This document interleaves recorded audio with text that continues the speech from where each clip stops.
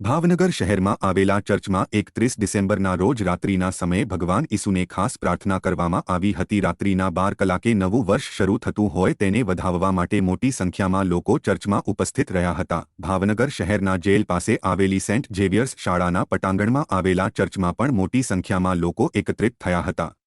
આ સાથે 2023 વર્ષના બાબલાનું દહન કરીને 2024ના વર્ષને વધાવવામાં આવ્યું હતું.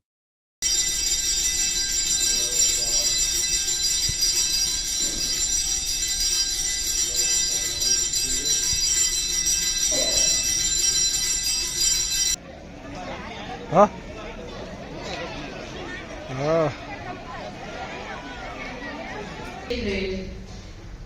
And that's why we are in the presence.